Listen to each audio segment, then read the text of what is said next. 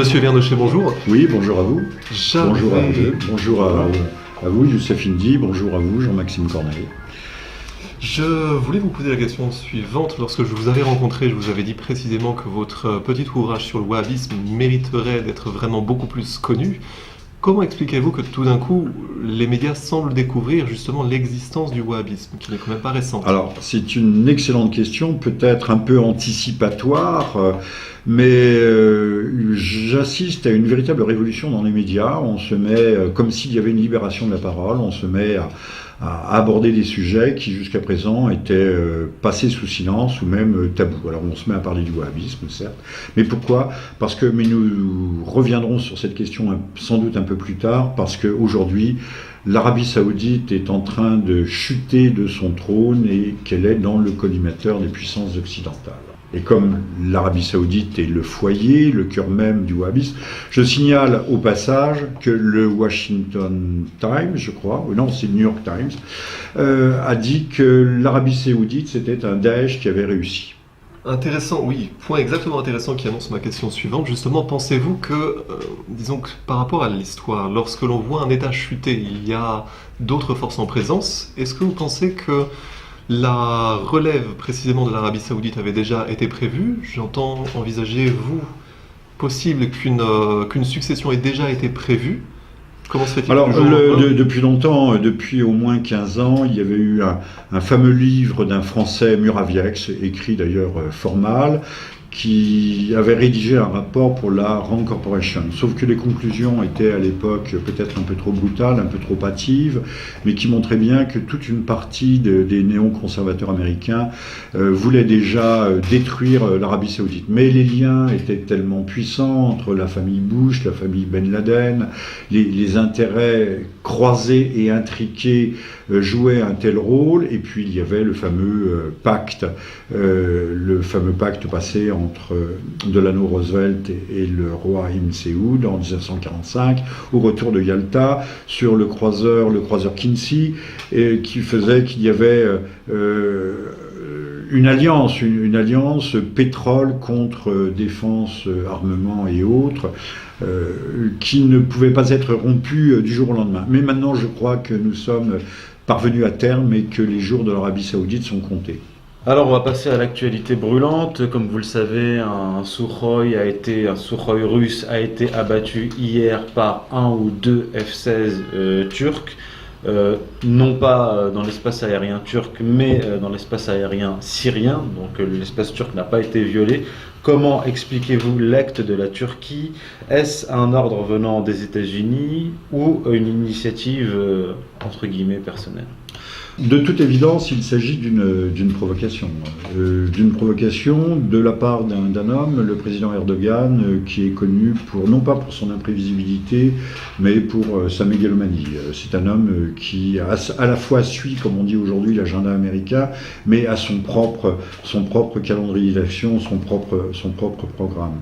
Alors, pourquoi être passé à l'acte? Tout simplement parce que les Russes étaient en train de matraquer, non pas des rebelles syriens, comme dit l'AFP, mais des rebelles dits turkmènes, minorité protégée, grosse minorité, en fait des Turcs nomades, protégés par la Turquie, par Ankara, par M. Erdogan. Mais à l'intérieur de ces Turkmènes, il y avait certainement plusieurs milliers de Tchétchènes. Et les communiqués du Kremlin disent bien qu'on était en train de frapper des ressortissants russes, citant le chiffre de 2000. Ce qui était intolérable pour M. Erdogan. Nous n'entrerons pas encore tout de suite, c'est-à-dire aujourd'hui, dans le détail de ces événements, mais par cette action, M. Erdogan veut signifier qu'il a de facto instauré une zone d'interdiction de vol. À la fois pour ménager un espace turkmène qui avancerait pour empiéter sur le domaine proprement dit kurde, alors que pour contrebattre le projet américain de Kurdistan au nord de la Syrie et de l'Irak, et en même temps pour avoir une sorte de sas d'évacuation des populations syriennes pour mieux les envoyer en Europe, puisqu'il s'agit véritablement d'actes de guerre. On a beaucoup parlé du terrorisme du 13 novembre, mais ces vagues migratoires hallucinantes qui déferlent sur la vieille Europe sont un acte de guerre, et c'est à mon avis beaucoup plus grave encore que le terrorisme sanglant que nous venons de connaître. Vous estimez donc possible que la Turquie ait eu une vision enthousiaste justement de ses frontières, justement pour oser descendre un avion russe comme ça, c'est-à-dire que la Turquie ils ont franchi le pas. Comme là. Ils ont franchi le pas. Je pense que M. Erdogan veut pousser au feu. On annonce d'ailleurs la création de cette no-fly zone, cette zone d'interdiction aérienne, donc interdiction de vol pour les avions russes, et non pas pour la coalition, dans les tout prochains jours, d'ici dans moins d'une semaine. Donc ça, c'est une information strictement confidentielle, mais qui est un fait dont nous devons tenir compte. Et de ce point de vue, on peut imaginer que cette action a été opérée avec l'aval, au moins l'aval, verbal, tacite des Américains. Et donc en ce sens, est-ce que vous envisagez que la France puisse être vraiment mise entre deux feux quelque part, entre son intervention contre Daesh, et peut-être qu'elle va être poussée à prendre le parti plutôt de la Turquie que de la Russie? Envisagez-vous ce genre de surincident possible? Alors il y a des solidarités à la fois européennes, mais la Turquie ne fait pas partie de l'Europe, mais en tout cas atlantique, le fameux article 5, et on parle de plus en plus du recours à l'article 5. Si la Turquie se déclare acclarée, c'est pour ça qu'on peut évoquer la provocation, essayer depuis toujours, d'ailleurs que ce soit en Ukraine ou là, de pousser la Russie à la faute, à réagir de façon intempestive, et à ce moment-là, ça sera la Russie qui sera responsable d'un conflit qui ne sera plus régional, mais qui sera européen, enfin donc une guerre générale. Nous n'en sommes pas encore là, toujours... C'est ça, oui, vous pensez qu'on peut faire passer la Russie finalement pour responsable de ce qui va se passer? C'est le jeu habituel. C'est quand on veut faire la guerre, vous savez, quand on veut tuer son chien, on dit qu'il a des poux ou qu'il a la rage.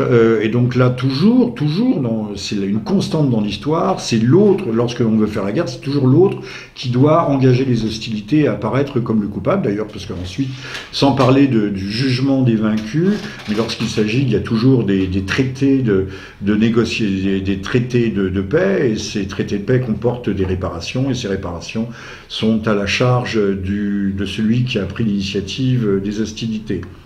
Donc je crois qu'il y a là une manœuvre. Monsieur Poutine sont beaucoup trop efficaces, ont révélé à la fois l'inefficacité de la coalition euro-atlantico-arabe conduite par les États-Unis. Là, c'est quelque chose d'intolérable, et surtout contrecarre la politique qui vise essentiellement, exclusivement au renversement du régime, c'est-à-dire à l'éviction du président Bachar.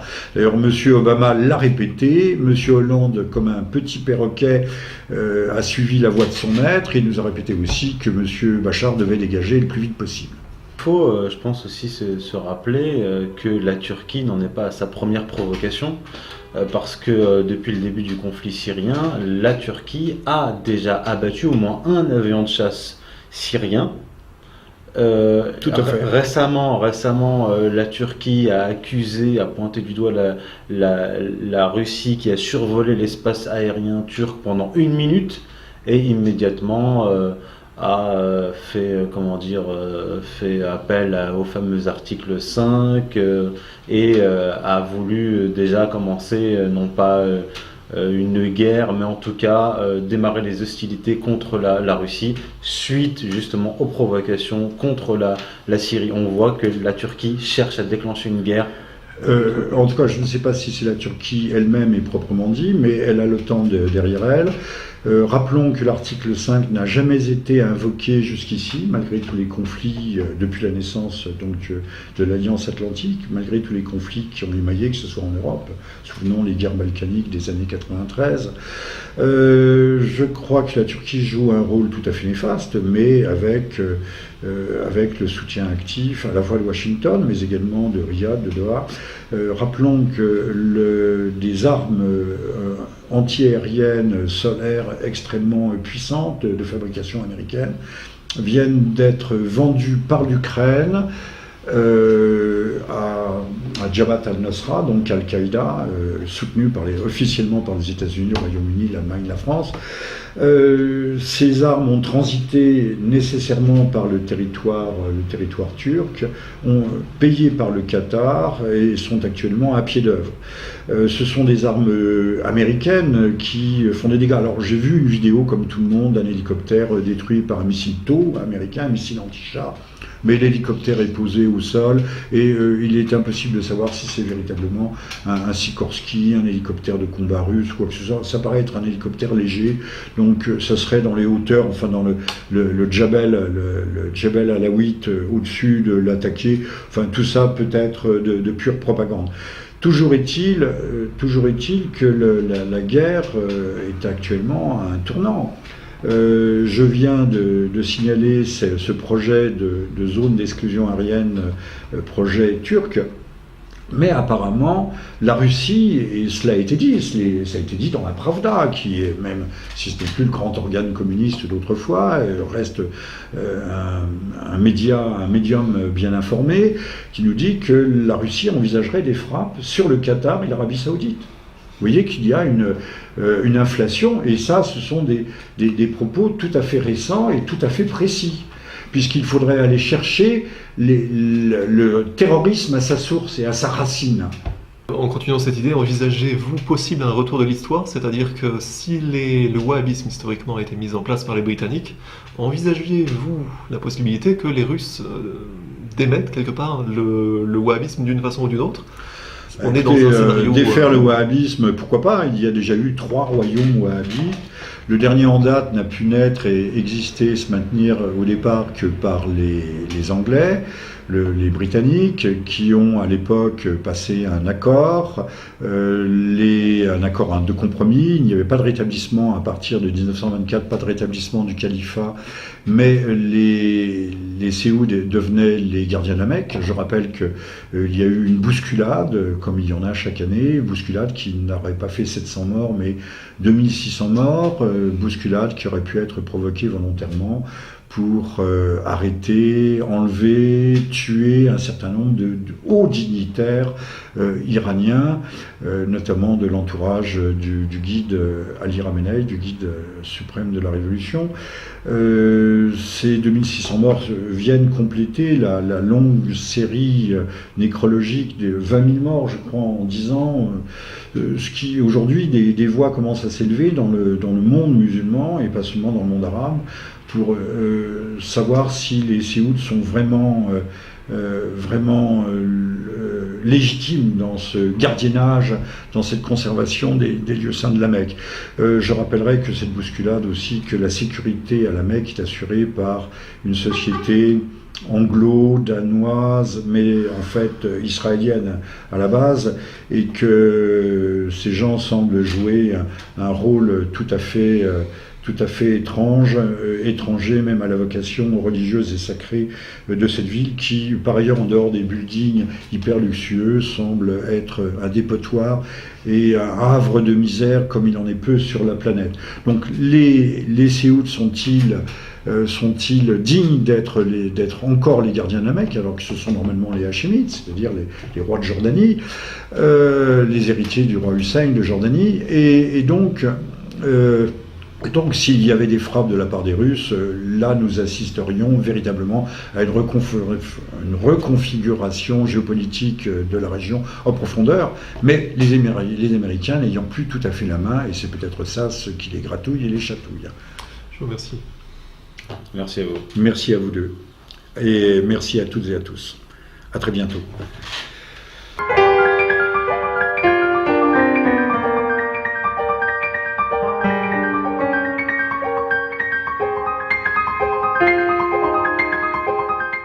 Mais lorsqu'il s'agit, il y a toujours des traités de négocier, des traités de paix, et ces traités de paix comportent des réparations, et ces réparations sont à la charge de celui qui a pris l'initiative des hostilités. Donc je crois qu'il y a là une manœuvre. Monsieur Poutine sont beaucoup trop efficaces, ont révélé à la fois l'inefficacité de la coalition euro-atlantico-arabe conduite par les États-Unis. Là, c'est quelque chose d'intolérable et surtout contrecarre la politique qui vise essentiellement et exclusivement au renversement du régime, c'est-à-dire à l'éviction du président Bachar. D'ailleurs, M. Obama l'a répété, M. Hollande, comme un petit perroquet, a suivi la voie de son maître et nous a répété aussi que M. Bachar devait dégager le plus vite possible. Il faut, je pense aussi se rappeler que la Turquie n'en est pas à sa première provocation, parce que depuis le début du conflit syrien, la Turquie a déjà abattu au moins un avion de chasse syrien. Tout à fait. Récemment, la Turquie a pointé du doigt la Russie qui a survolé l'espace aérien turc pendant 1 minute et immédiatement a fait appel au fameux article 5 et a voulu déjà commencer non pas une guerre, mais en tout cas démarrer les hostilités contre la Russie suite justement aux provocations contre la Syrie. On voit que la Turquie cherche à déclencher une guerre. En tout cas, je ne sais pas si c'est la Turquie elle-même est proprement dit, mais elle a l'OTAN derrière elle. Rappelons que l'article 5 n'a jamais été invoqué jusqu'ici, malgré tous les conflits depuis la naissance de l'Alliance Atlantique, malgré tous les conflits qui ont émaillé, que ce soit en Europe. Souvenons les guerres balkaniques des années 93. Je crois que la Turquie joue un rôle tout à fait néfaste, mais avec le soutien actif à la fois de Washington, mais également de Riyad, de Doha. Rappelons que des armes anti-aériennes solaires extrêmement puissantes de fabrication américaine viennent d'être vendues par l'Ukraine à Jabhat al-Nusra, donc Al-Qaïda, soutenu officiellement par les États-Unis, le Royaume-Uni, l'Allemagne, la France. Ces armes ont transité.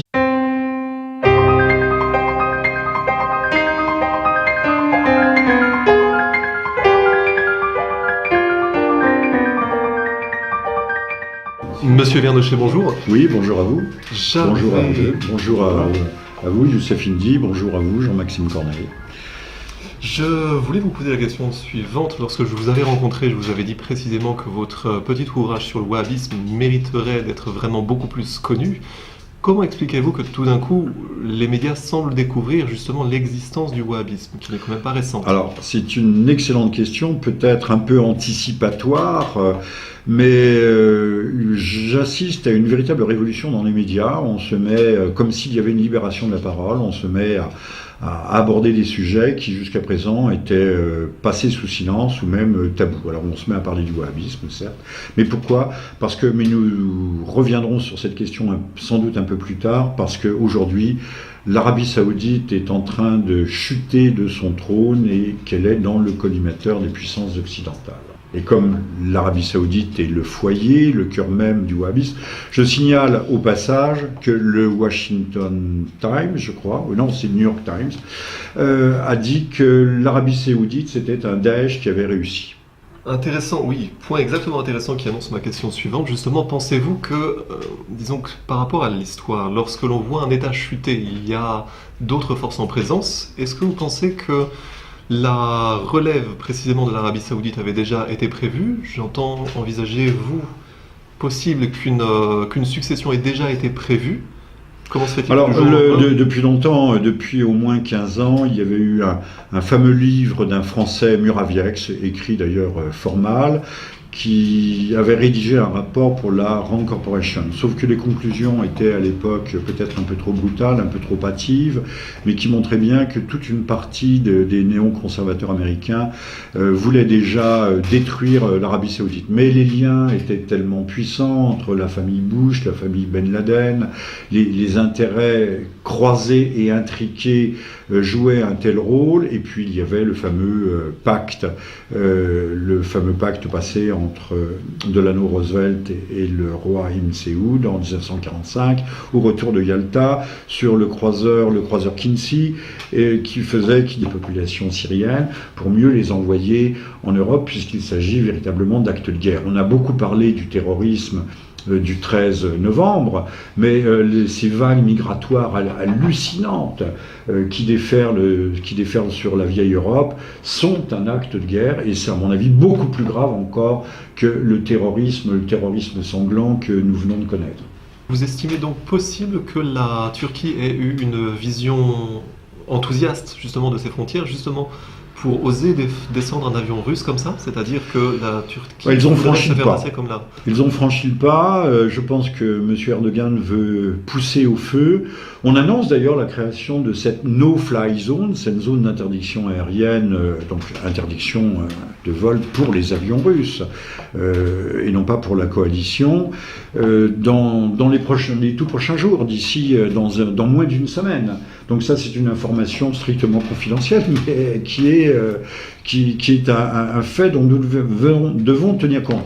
Et de ce point de vue, on peut imaginer que cette action a été opérée avec l'aval, au moins l'aval, verbal, tacite des Américains. Et donc en ce sens, est-ce que vous envisagez que la France puisse être vraiment mise entre deux feux quelque part, entre son intervention contre Daesh, et peut-être qu'elle va être poussée à prendre le parti plutôt de la Turquie que de la Russie? Envisagez-vous ce genre de surincident possible? Alors il y a des solidarités à la fois européennes, mais la Turquie ne fait pas partie de l'Europe, mais en tout cas atlantique, le fameux article 5, et on parle de plus en plus du recours à l'article 5. Si la Turquie se déclare acclarée, c'est pour ça qu'on peut évoquer la provocation, essayer depuis toujours, d'ailleurs que ce soit en Ukraine ou là, de pousser la Russie à la faute, à réagir de façon intempestive, et à ce moment-là, ça sera la Russie qui sera responsable d'un conflit qui ne sera plus régional, mais qui sera européen, enfin donc une guerre générale. Nous n'en sommes pas encore là, toujours... C'est ça, oui, vous pensez qu'on peut faire passer la Russie finalement pour responsable de ce qui va se passer? C'est le jeu habituel. C'est quand on veut faire la guerre, vous savez, quand on veut tuer son chien, on dit qu'il a des poux ou qu'il a la rage. Et donc là, toujours, c'est une constante dans l'histoire, c'est l'autre, lorsque l'on veut faire la guerre, c'est toujours l'autre qui doit engager les hostilités et apparaître comme le coupable, d'ailleurs, parce qu'ensuite, sans parler du jugement des vaincus, il y avait... une alliance pétrole contre défense, armement et autres, qui ne pouvait pas être rompue du jour au lendemain. Mais maintenant, je crois que nous sommes parvenus à terme et que les jours de l'Arabie Saoudite sont comptés. Alors on va passer à l'actualité brûlante. Comme vous le savez, un Sukhoi russe a été abattu hier par un ou deux F-16 turcs. Non pas dans l'espace aérien turc, mais dans l'espace aérien syrien, donc l'espace turc n'a pas été violé. Comment expliquez-vous l'acte de la Turquie? Est-ce un ordre venant des États-Unis ou une initiative entre guillemets personnelle? De toute évidence, il s'agit d'une provocation. D'une provocation de la part d'un homme, le président Erdogan, qui est connu non pas pour son imprévisibilité, mais pour sa mégalomanie. C'est un homme qui à la fois suit, comme on dit aujourd'hui, l'agenda américain, mais a son propre calendrier d'action, son propre programme. Alors, pourquoi être passé à l'acte? Tout simplement parce que les Russes étaient en train de matraquer, non pas des rebelles syriens, comme dit l'AFP, mais des rebelles dits turkmènes, minorité protégée, grosse minorité, en fait des Turcs nomades, protégés par la Turquie, par Ankara, par M. Erdogan. Mais à l'intérieur de ces Turkmènes, il y avait certainement plusieurs milliers de Tchétchènes. Et les communiqués du Kremlin disent bien qu'on était en train de frapper des ressortissants russes, citant le chiffre de 2000.